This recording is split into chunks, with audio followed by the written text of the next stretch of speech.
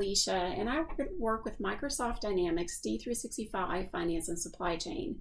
And today I want to bring you a tip of the day around costing, specifically the cost sheet.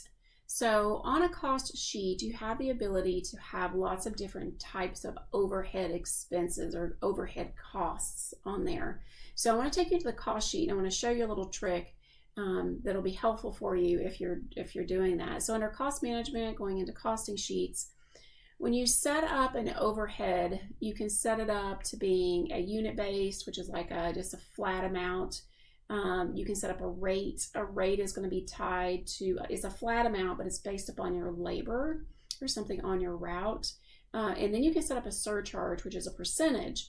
So when you do that, you'll have a section, either this is called rate. If it's a unit based, it'll be called rate. If your note is a type rate, if your note is a surcharge, which is a percent, this will say surcharge here. But the part I want to point out to you today is that you can go down through here and load lots and lots of different rates or percentages depending on what you're doing. So in this part of the table, I could actually say if I'm doing this for a specific site and maybe I'm doing it for a specific item, you can just get really, really detailed here. And so as a result of that, this will get really long. So like as an example, I was working on a cost sheet recently and they wanted to have a cost by item. Well, we ended up loading 1,000 items in here. So it was really, really long. Again, you don't do that too terribly often, but it can happen. There's reasons to do it. So what I want to show you though is you'll notice that this activate button, see it says pending. To activate this, I have to click save. And now when I click activate, if I do a check mark on multiples of these, you'll notice that the activate is grayed out. Well, let's say you had 1,000 of these. That means you have to go through and click activate and then activate and then activate. It's just not really very friendly, right? So you can do that, but again, lots of time, not really very fun to do. But there's another way, there's a better way to do this. So if you actually leave the cost sheet, so again, our cost sheet is saved.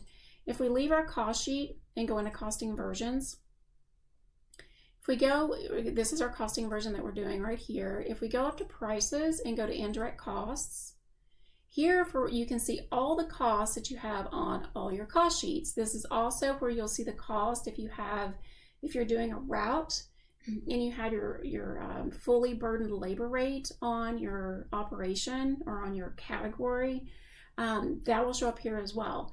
So you can see it says active and pending. So let's say I want to see everything that's pending.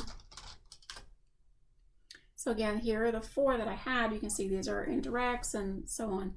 Well, again, if I tick multiples of these, my activate button's grayed out. You're like, well, I don't want to sit here and click activate, 1,000 times. So what you do is you go back and you click on the costing version and you say activate.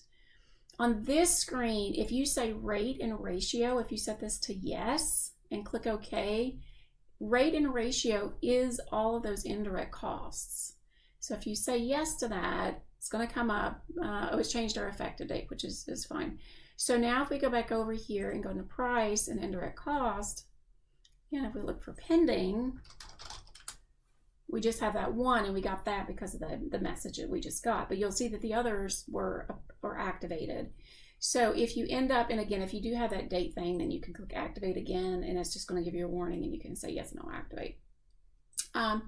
But just know that if you do have a lot of them to activate, just go into costing versions, click on activate, and then set this rate and ratio. And when you click OK there, that'll activate all those pending costs and percents that you have on your cost sheet, as well as on your route categories.